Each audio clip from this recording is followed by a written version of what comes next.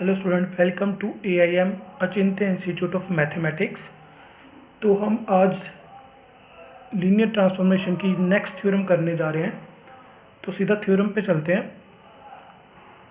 इस थ्योरम को करने से पहले हमें दो डेफिनेशन क्लियर होनी चाहिए, एक नल स्पेस, एक रेंज स्पेस। तो सबसे पहले डेफिनेशन देखते हैं नल स्पेस। नल स्पेस क्या है? Set of those vectors of V whose images under T is 0।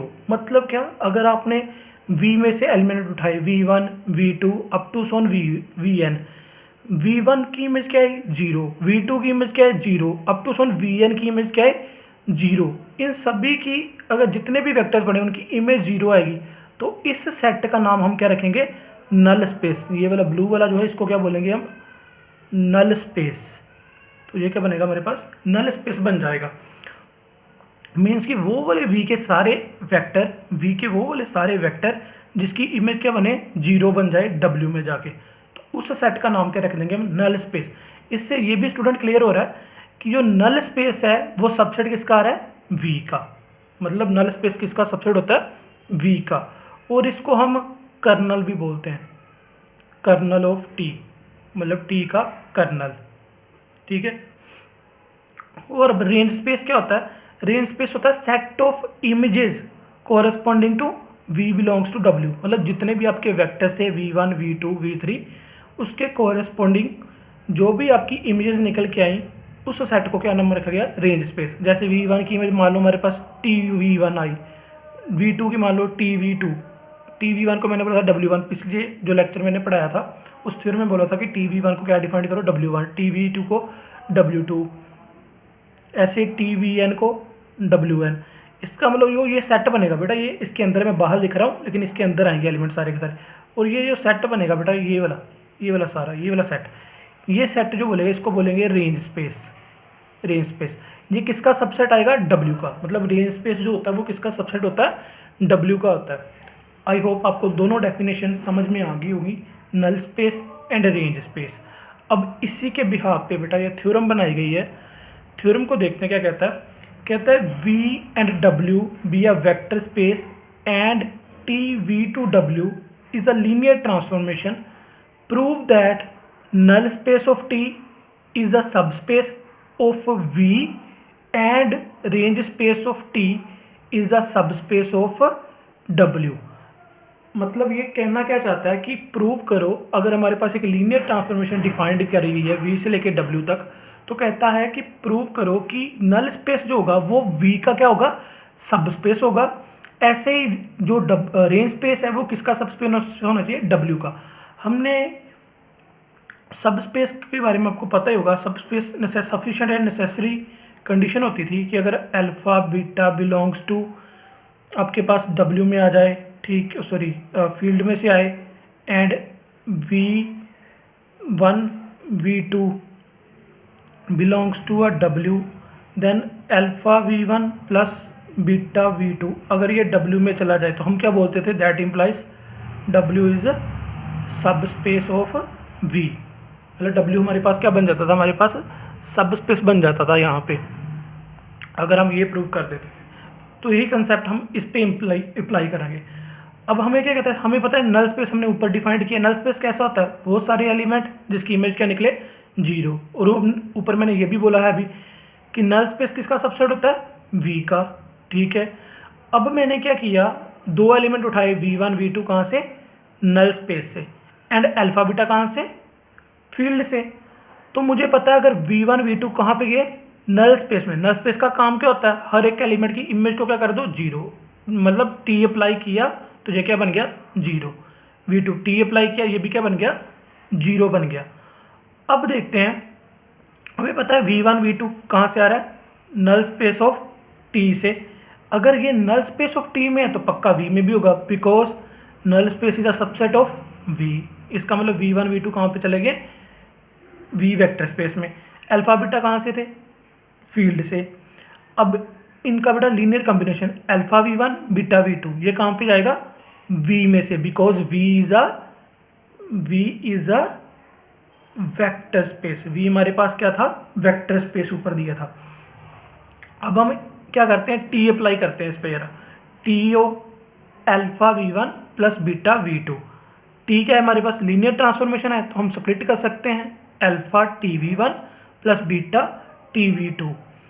तो इसका मतलब TV1 क्या है हमारे पास, जीरो, यहाँ पे क्या रख सकते हैं zero, V2 TV2 zero, zero into zero zero, इसका मतलब ये टोटल क्या बन गया जीरो। इसका मतलब T of alpha V1 beta V2 की किसकी इक्वल आ गया, जीरो के। हमने अभी ऊपर डेफिनेशन पढ़ी थी कि कोई भी एलिमेंट की अगर जीरो चली जाए इमेज, ये कहाँ से एलिमेंट था, V से एलिमेंट था, इसकी इमेज क्या बनी जीरो, तो ये एलिमेंट कहाँ पे जाएगा बेटा, नल स्पेस में से। इसका मतलब ये एलिमेंट कहाँ गया, नल स्पेस में। तो अभी हमने ऊपर डेफिनेशन पढ़ी है सब स्पेस की, अगर ऐसा काम हो जाए कि ये एलिमेंट नल स्पेस में चला जाए, हैंस एंट इज अ सब स्पेस ऑफ V। तो आप यहाँ से क्या बोल सकते हो कि नल स्पेस क्या बनेगा आपके पास, सब स्पेस बन जाएगा आपके पास। अब सेकंड देखते हैं रेंज स्पेस के बारे में। हमें पता है रेंज स्पेस क्या होता है, अगर V कोई एलिमेंट V से उठाओ एंड उसके T लगाने के बाद वो कहाँ पे चला जाता है, W में चला जाता है। इस TV को मैं कैसे लिख सकता हूँ, small w coming from a vector space W, that implies range of T कहाँ पे जाएगी, W में। अब इस चीज़ को मैंने W को रेंज ऑफ T क्यों लिखा बेटा, देखो ध्यान से, TV, अब V क्या हो सकता है, may be V1 V2 V3 Vn up to 100 कुछ भी हो सकता है ना, तो उसको मैंने पूरी की नोटेशन क्या दे दी, W। दैट मीन ये TV1 के कॉरस्पॉन्डिंग W1 हो सकता है, TV2 के कॉरस्पॉन्डिंग W2 हो सकता है। ये सारा का सारा एक सेट बनेगा जो किस में जा रहा है, W में। तो इस सेट को भी मैंने ऊपर बताया था, क्या बोलते हैं इसको, रेंज ऑफ T। तो इसका मतलब ये रेंज ऑफ T किस में चली गई, W में चली गई।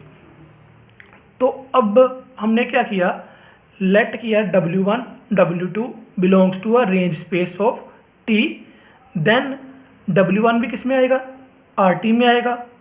अगर W1 RT में है तो उसके कोरस्पॉन्डिंग पक्का पीछे कोई ना कोई उसकी प्री इमेज होगी, मतलब V1 पड़ा ही होगा ना। जैसे ये T लीनियर मैप था, तो यहाँ पे मैंने अगर TV1 ले लिया, ठीक है, तो TV1 का नाम क्या रखा था, W1। अगर W1 है तो इसके पीछे पक्का V में कुछ ना कुछ तो पड़ा है ना, तभी यहाँ पे इमेज बनी है। तो इसका मतलब यहाँ पे क्या पड़ा है, V1। तो इसका मतलब अगर W1 रेंज स्पेस में से आया तो पक्का पीछे क्या पड़ा है हमारे पास, देयर एग्जिस्ट एक एलिमेंट पक्का पड़ा होगा, उसका नाम क्या रख दिया हमने, V1 belongs to a V, such that क्या होता है, TV1 किसकी इक्वल आएगा, W1 के। सिमिलरली बेटा अगर W2 रेंज स्पेस में है तो इसका मतलब पक्का उसकी पीछे ना पीछे कोई ना कोई एलिमेंट पड़ा है V2 में, सॉरी V में, उसका नाम क्या रखती है, V2, such that TV2 is equal to W2। अब इस पे मैंने T अप्लाई करिया, T ऑफ अल्फा V1, यहाँ पे अल्फा 1 नहीं आएगा, अल्फा आएगा, alpha V1 plus beta V2। अब T लीनियर ट्रांसफॉर्मेशन थी तो ये क्या बन जाएगा, alpha TV1 plus beta TV2।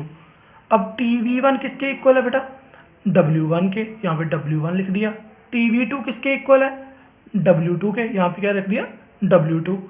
तो अब देखो ये वाला एलिमेंट जो था T alpha V1 beta V2, ये किसके इक्वल आ गया, अल्फा W1 बीटा W2। अब जैसे यहाँ पे था बेटा, अगर V1 V में से था तो TV1 कहाँ पे आता है, W में। इसका मतलब ये एलिमेंट कहाँ चला गया, रेंज स्पेस में, W के सबसेट में चला गया रेंज स्पेस में। इसका मतलब ये सारा का सारा एलिमेंट कहाँ गया बेटा, रेंज स्पेस में।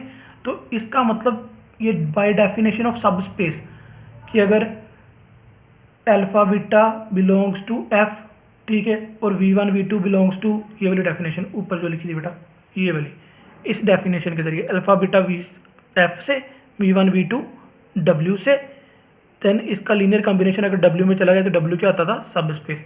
तो सिमिलरली इसी कंसेप्ट से ये एलिमेंट किस में गया, रेंज स्पेस में। तो मैं बोल सकता हूँ RT इज अ सब space of W।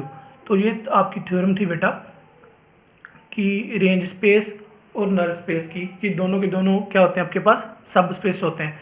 Null space किसका सब स्पेस होता है, वेक्टर स्पेस V का, और आपके पास जो W है रेंज स्पेस है वो किसका सब स्पेस होता है, W का। अब ये नहीं बोलना कि हमेशा V और W, ये डिपेंड करता है कि T कैसे डिफाइंड है। मे बी T ऐसे डिफाइंड हो जाए V से, W से V, तो नल स्पेस किसका बनेगा, W का, और रेंज किसका बनेगा, V का। ये डिपेंड करता है लीनियर ट्रांसफॉर्मेशन कैसे डिफाइंड कर रखी है उसने, ठीक है, मतलब W से V है कि V से W है, इस बात का ध्यान रखना आपने।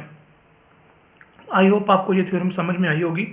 अगर थ्योरम समझ आई है तो कृपया मेरी वीडियो को लाइक करें, शेयर करें और मेरे चैनल को सब्सक्राइब करें। Thank you so much.